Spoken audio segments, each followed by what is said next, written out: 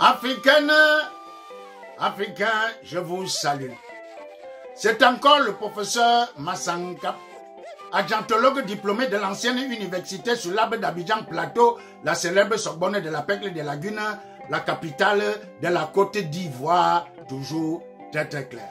Avant toute chose, je tiens à préciser que de la même manière que les émigrés européens en Afrique sont considérés comme des expatriés, de la même manière, la diaspora africaine en Europe doit aussi être considérée comme des Africains expatriés et non comme des immigrés qui viennent manger le pain des Européens.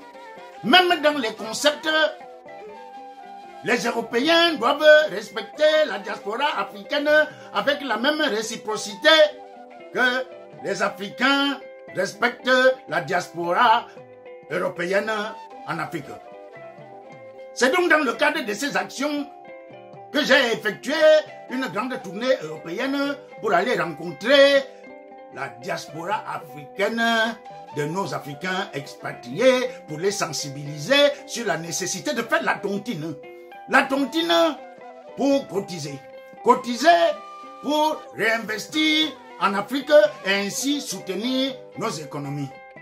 Mais le Covid-19 a tout gâté. Les aéroports sont bloqués. Les avions sont bloqués. Les transferts d'argent de la diaspora pour soutenir la famille au pays sont bloqués. Tous les vols internationaux sont bloqués. Les épiceries africaines ne sont plus approvisionnées avec la nourriture africaine. On ne peut même plus prendre l'avion pour aller assister aux funérailles d'un parent parce que les rassemblements sont interdits pendant les enterrements.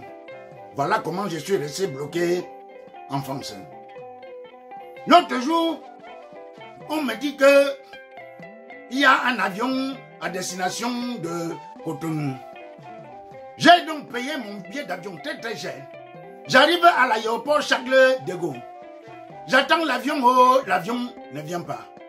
Je vais voir l'hôtesse d'accueil. Je lui dis, madame, c'est comment est-ce que l'avion à destination de Cotonou a été annulé? Elle me dit, mais monsieur, l'avion à destination de Cotonou est déjà parti. Je lui dis, non, madame, il faut bien parler. Vous dites que l'avion est... Elle me dit que l'avion est parti. Je dis, non, madame, l'avion n'est pas parti pour me laisser ici. Il faut faire quelque chose.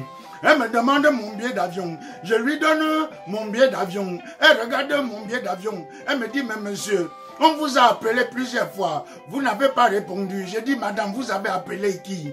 Elle me dit, mais c'est bien vous, monsieur NKAP. C'est écrit sur votre billet. Je dis, non, madame. Moi, mon nom, c'est Nkap. Le monsieur NKAP que vous avez appelé, ce n'est pas moi. Pardon, madame, il ne faut pas me créer les problèmes. Elle me dit de ne pas pleurer. Elle va m'aider.